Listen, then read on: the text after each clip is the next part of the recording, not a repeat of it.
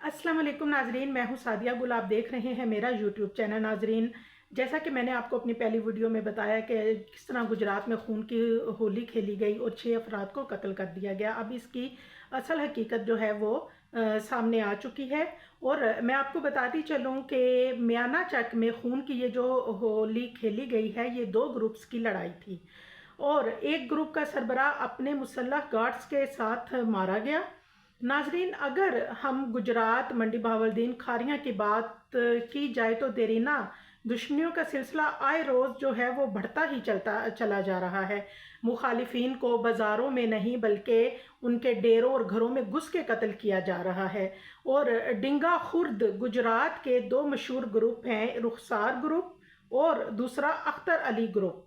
नाज़रीन, ये मुखालिफिन हैं एक दूसरे के और अरसे दराज से ये दुश्मनी चली आ रही है। और इस दुश्मनी की कोई बड़ी वजह नहीं थी, बस एक दफ़ा दोनों ग्रुप्स के बंदों में थोड़ी तल्ख कलामी हुई, एक ने दूसरे को ज़ख्मी किया और वहाँ से ये दुश्मनी जो है वो अरसे दराज से कायम दायम है, यानी वहीं से दुश्मनी जो है वो शुरू हो गई।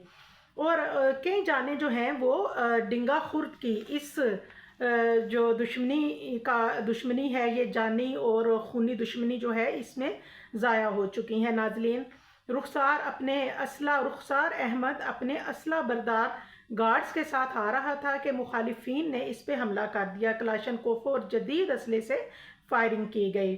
20 मिनट तक ये फायरिंग जारी रही, जिससे रुखसार अहमद ग्रुप के अफराद रुखसार अहमद जो कि इस ग्रोह का सरबराह था उसके समेत मारे गए। और वीगो डाले में रखा हुआ असला और जितने भी उसके साथ गार्ड्स थे वो भी उसको ना बचा सके, बल्कि वो खुद भी साथ मारे गए। और इन अफराद के नाम मैं आपको बताती चलूँ: ज़मीर, मुबशिर, रुखसार अहमद, वली मोहम्मद, जावेद इकबाल, जाहिद, नाजिम इसमें शामिल थे। और इसके अलावा एक नामालूम अफराद का जिक्र भी किया जा रहा है। नाजरीन, जो मुखालिफिन ग्रुप हैं उनका भी एक बंदा मारा गया जिसका नाम था जहूर अहमद और उसको जूरा कहते थे।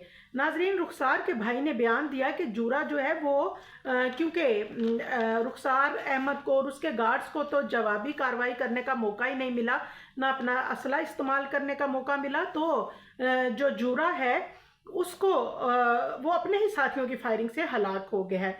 नाजरीन, इस केस में 8 अफराद को नामजद कर दिया गया है, जबकि 8 अफराद जो हैं उनको नामालूम करार दे दिया गया है।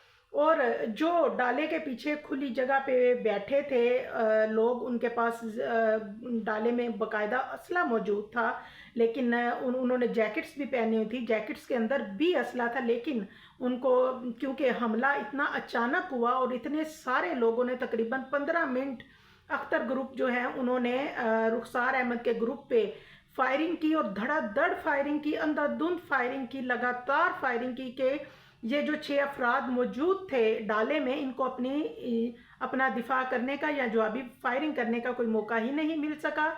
और नाजरीन, इससे जो इलाका है डिंगा उसमें बहुत खौफो हरास फैल गया। और खौफो हरास फैलने के बाद लाशें जो हैं वो काफ़ी देर तक डाले के अंदर ही पड़ी रहीं। और क्योंकि पुलिस जो है वो जाए वकुआ पे काफ़ी देर से पहुंची, लेकिन जब पुलिस पहुंची तो पुलिस के मुताबिक जो पुलिस ने बताया कि जब हॉस्पिटल शिफ्ट किया जा रहा था इनको, तो रुखसार अहमद जो है उसकी सांसें चल रही थी, लेकिन बाद में वो जख्मों की ताब ना ला सका और दम तोड़ गया। नाजरीन, ये जो तमाम असला डाला कल्चर और गन मैन, ये इनकी ज़िंदगियों को भी बहुत बड़ा ये एक ख़तरा होता है। बेशक वो रुखसार की हिफाजत के लिए थे, लेकिन आपने देखा कि वो अपनी जान से गए। अब ये जो दोनों हमसाए हैं, ये जो दोनों ग्रुप्स हैं, ये आपस में हमसाए भी हैं।